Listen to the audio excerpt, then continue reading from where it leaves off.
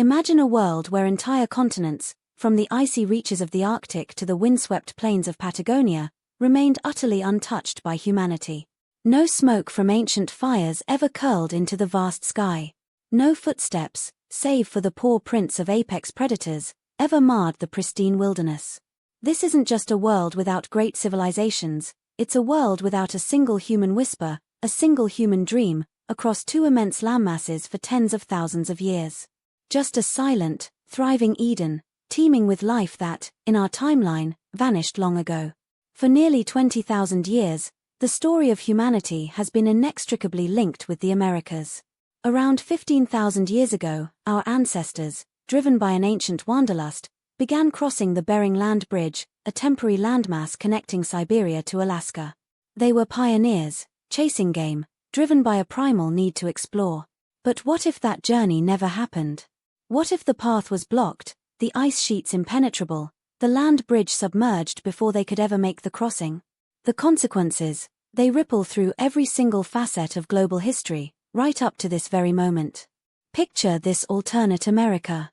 It is a true lost world, a living fossil of the Pleistocene. Giant ground sloths, massive as elephants, browse peacefully in ancient forests, their shaggy forms casting long shadows. Saber-toothed cats, those iconic predators, stalk herds of mammoths and mastodons across verdant plains, their massive tusks a constant threat. Dire wolves, larger and more powerful than their modern cousins, hunt in packs through canyons echoing with the thunder of hooves. Glyptodons, armored like tanks, lumber through grasslands, while colossal short-faced bears, towering over any grizzly, forage unchallenged. This isn't just a few scattered beasts, this is an entire continent, from the dense Amazon to the towering Rockies, completely dominated by megafauna. No human hunting pressure means these giants never faced extinction. The ecosystems are richer, more complex, utterly wild. The very air breathes with a primal energy, an ancient song of survival, untouched by humanity's touch.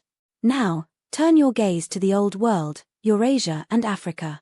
Without the Americas as a destination, a safety valve, or a source of new resources, history unfolds in drastically different ways. Think about agriculture. No corn, no potatoes, no tomatoes. Imagine Italian cuisine without the tomato. No chocolate, no vanilla, no chili peppers to spice up global dishes. The dietary landscape of the entire world is fundamentally altered. Empires rise and fall on different crops, trade routes are entirely redrawn. The very caloric intake of entire civilizations is diminished. Population pressures, already immense in our history, would become unbearable much sooner, leading to earlier, more brutal conflicts over fertile land and scarce resources. The great empires of Europe and Asia would be forced to innovate, expand, or collapse under the weight of their own numbers, all without the promise of a vast, unexploited frontier across the Atlantic. Fast forward to the 15th century. Christopher Columbus, driven by the same ambition, still sets sail west, seeking a new route to the Indies. But what he finds is not a land inhabited by complex civilizations, nor even small tribes. He finds silence. A primordial landscape, untouched. The first sight of this continent would be an awe-inspiring, terrifying spectacle.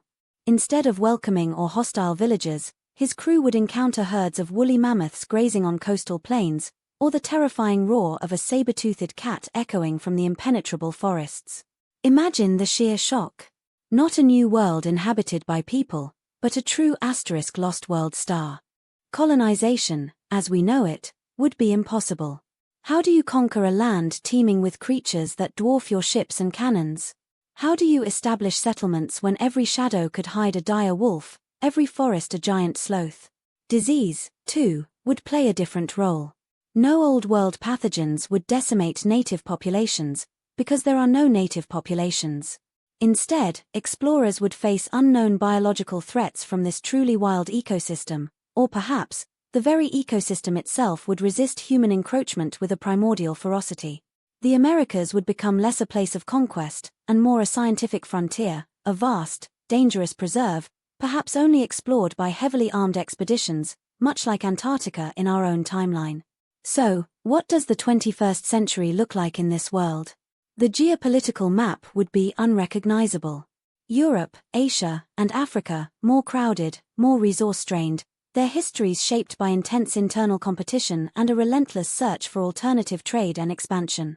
Perhaps the rise of powerful, resource-rich nations in Africa or Siberia, which in our timeline were less developed. The Americas, vast and untamed, would remain a global ecological wonder, a testament to what might have been. Perhaps some limited, heavily fortified outposts would exist along the coasts, tiny islands of humanity in an ocean of wilderness.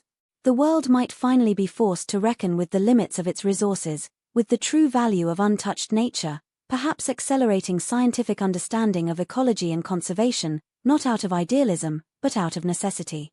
The absence of humanity across two continents for millennia, it changes everything. It reshapes our food, our conflicts, our very understanding of discovery. It leaves us with a profound question: what kind of world would we have built if we had never had the Americas to shape and be shaped by? A world of silent forests, roaring megafauna, and a human history forever molded by the ghost of a continent. A truly different path. What do you think would be the biggest change? Let me know in the comments below, and if you want to keep exploring these impossible histories, make sure to subscribe and ring that notification bell. You won't want to miss what we uncover next.